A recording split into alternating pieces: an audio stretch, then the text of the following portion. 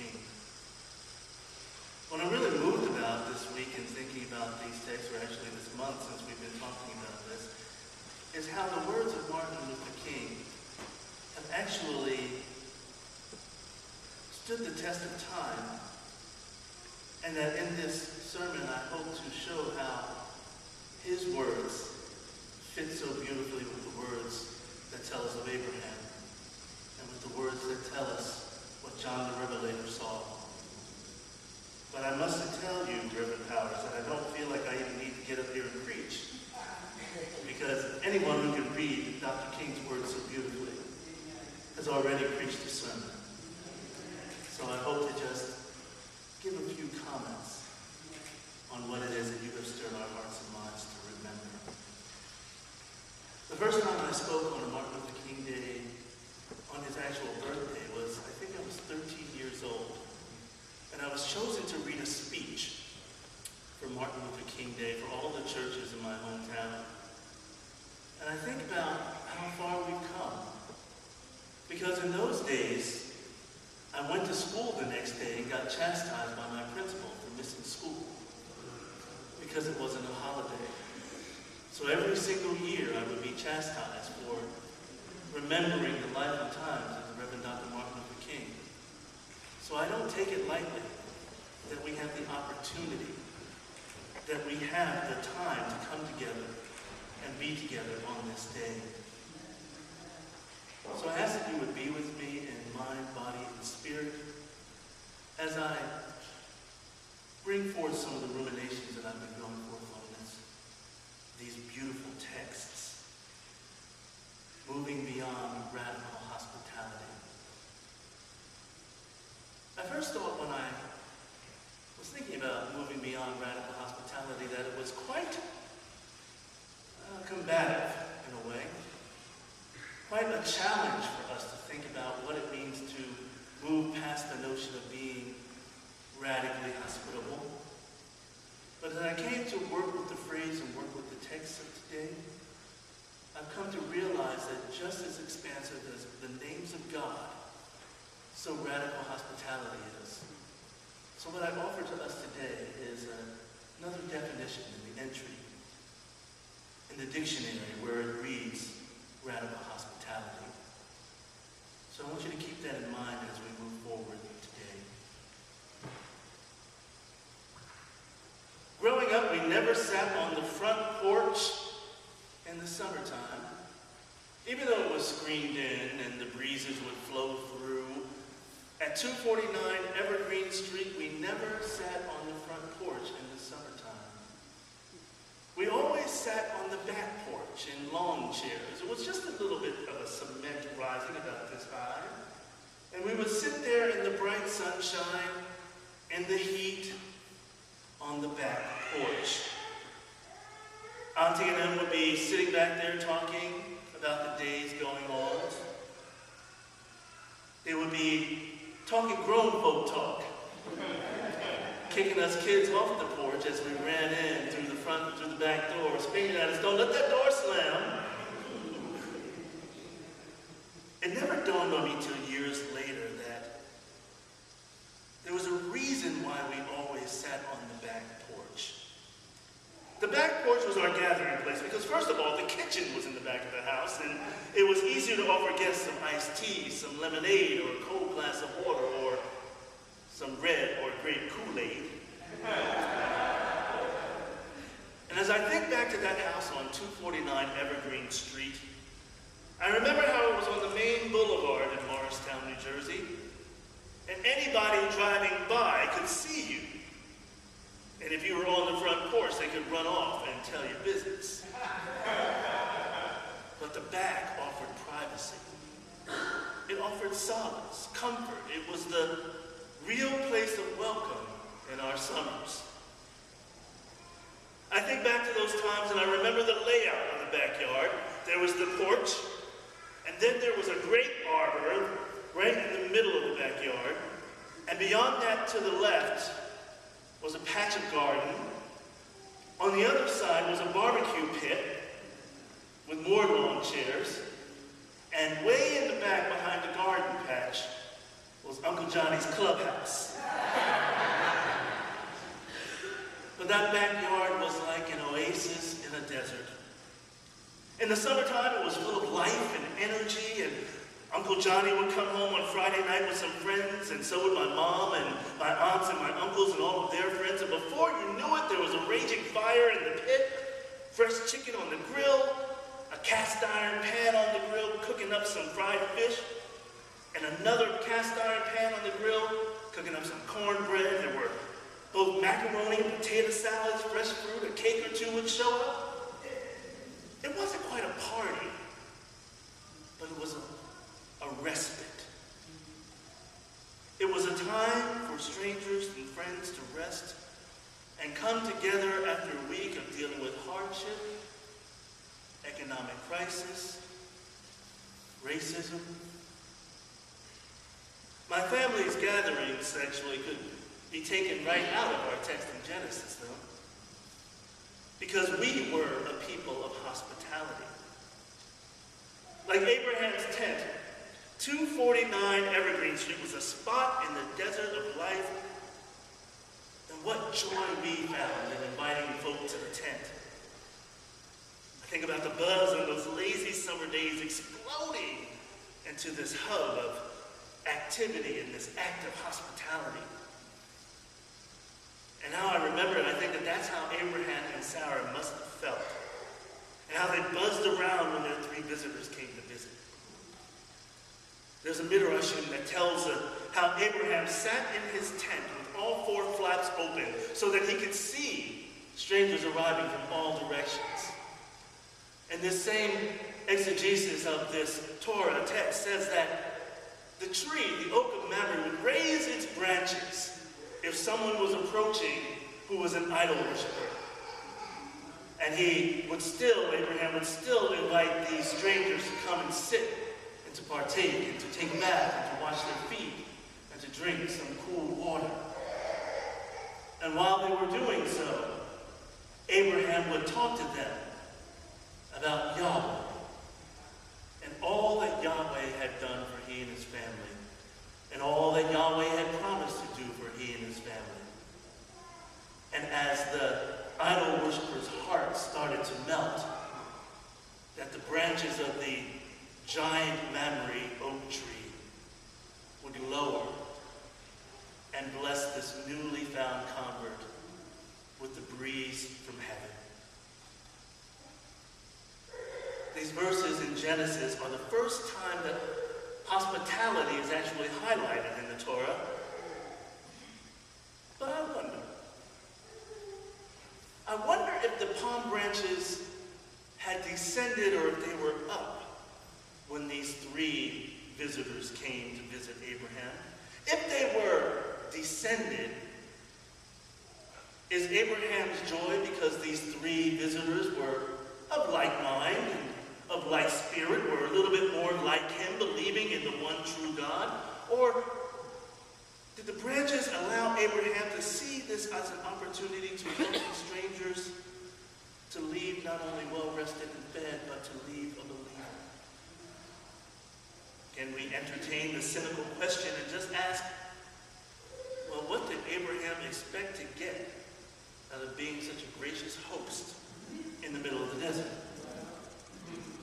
Well, we can read ahead, and we know that three visitors blessed Abraham and Sarah by promising them a son. But what are some of the other reasons Abraham and Sarah are so gracious to strangers? For one, they're quite vulnerable in the middle of the desert in this huge compound. It makes sense to make as many friends as possible with the nomads and the merchants and the thieves that pass by. It also makes sense that a good reputation means safety in an uncertain world. Or is it more human? Do Sarah and Abraham just want to be liked? Are they expecting good favor from God in return for taking care of the stranger? I say, doesn't matter. I say we can give Abraham and Sarah the benefit of the doubt and let them be nice, hospitable people providing God's feast in the middle of the desert for a stranger's travels. After all, isn't that what we do?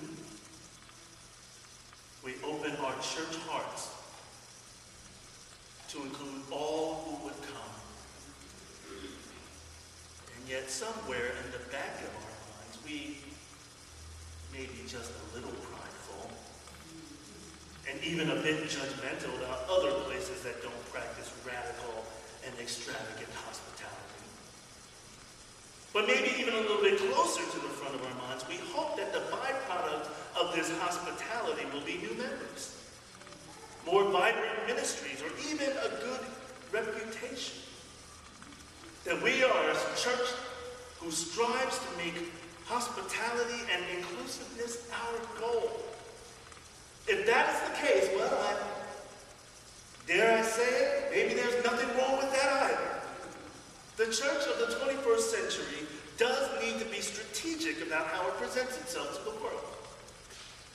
I can look out over this gathering today and say quite confidently that our primary goal is to build God's kingdom, to build a community of worship and praise that goes into the world to make right the ills of the world, such as poverty, racism, heterosexualism, classism, religious intolerance, environmental destruction, to bring righteousness, goodwill, love, and God's realm here. To make God's realm happen now. I see that. What I'm suggesting is that we have to stay vigilant in our efforts and check ourselves against complacency. It is not enough to just be strategic and pure in heart in our radical hospitality. For the work will never be done as long as there is a queer teenager who doubts the sincerity of our welcome. Because the world that they come from, that they move in, those churches have betrayed them. The work will never be done if we are satisfied when our churches are simply sanctuaries from the isms of the world. The work will never be done when we wait for others to stand up for what is right and do not take a stand ourselves. This work will never be done if we don't move radical hospitality beyond our doors. That's what Reverend King is writing about from inside those prison walls. Think about it. From inside prison walls, the Reverend Dr. Martin Luther King extends an invitation of hospitality to do God's work from behind prison walls. When he took pen to paper behind those bars, it was with a sense of what I like to think is a disillusioned wonder. A disillusioned wonder trying to grasp, and these are his words, in the midst of a mighty struggle to rid our nation of racial and economic injustice. I have heard some ministers say those are social issues with which gospel has no real concern. A disillusioned wonder that cannot understand where the prophetic truth of the gospel and fighting for what is morally right is trumped by unjust laws of the state. A disillusioned wonder that echoes the words of Frederick Douglass when he said, "I love the pure, peaceable, and impartial Christianity of Christ. I therefore hate the corrupt, slave-holding, women-whipping, cradle-plundering, partial, and hypocritical Christianity of the land." Yes, my friends, there is a disillusioned wonder in the letter from the Birmingham jail. It bears a striking similarity to Revelation's letter to the church at Ephesus. Both writers understand that it is, in its own understanding of its mission, these churches are patient, loving, and enduring in their works. King understood that churches were striving to be that in their daily life. John the Revelator and the Reverend Dr. Martin Luther King, both know that the apostles and followers of Christ in their midst are really trying to work to be true to their understanding of Christ's call. Both writers, however, boldly point out the limitations of that human understanding. They point to where the pitfall of our Christian duty lies. John the Revelator puts it like this in chapter 2, verse 4. But I have this against you, that you have abandoned the love you had at first. In their complacency of self-defined calling, and in not listening to God, who is still speaking, the church at Ephesus and the ministers of the South had lost their way. They had become self-satisfied with radical hospitality within. We too run the risk of becoming self-satisfied with radical hospitality, the same that we have within. King's letter historically speaks to the race situation of 1963, but like the book of Revelation, its message spans the years and speaks to us as well. Now don't get me wrong, I do not believe that our complacency is malicious by any means. 40 to 50 years seems to be just the right amount of time to check our progress and to recommit to the love we risk abandoning. After all, the revelation to John was about 50 years, written a couple of years or so after the death of Christ. 50 years has passed since the March on Washington.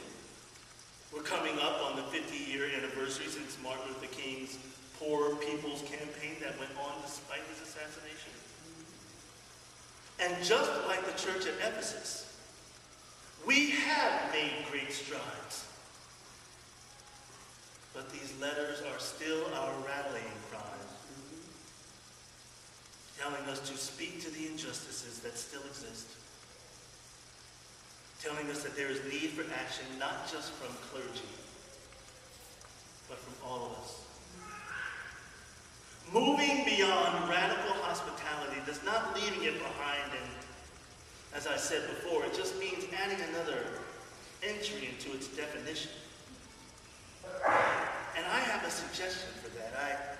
I say we add the concept written about by the homiletician Unju Mary Kim, humanization as solidarity. In her book, Preaching in the Age of Globalization, she writes that this solidarity calls for a true living with others. It is a radical move to be in solidarity with one another as human beings. It moves past and yet embraces our diversity. It moves past and yet embraces our differences. It moves past and yet embraces our gifts, our spirit, our love, our hurts, our pains. It moves past and yet embraces our faults. It moves us toward one another and allows us to embrace all that we are. It moves us towards the hug, this image of humanization as solidarity. Because when you hug, we both open our arms to one another. We're both vulnerable. We're both open. And when we embrace, we hold each other with all of the different love and diversity of strength and presence of being of who we are, equally and wholly. I say that this is the next step to radical hospitality, is this embrace, this hug. Because hospitality, no matter how radical, will never be an equalizing permanent state, because there will always be a need for a host, and there will always be a need for the other. There will always be a stranger,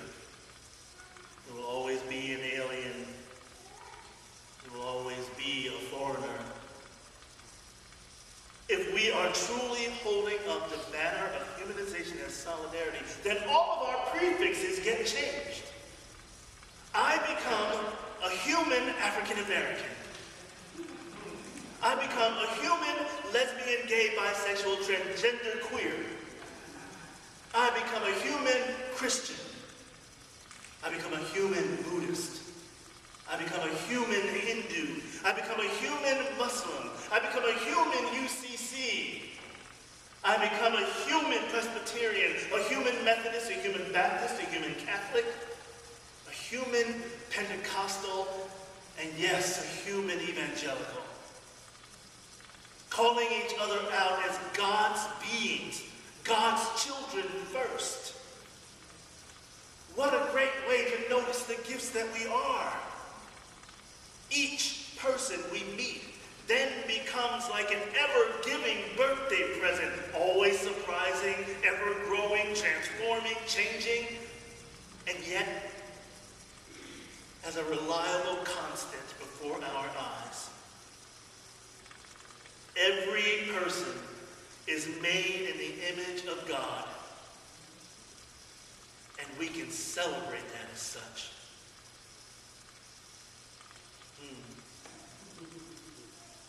That sounds a little bit like a dream I heard Brother Martin talk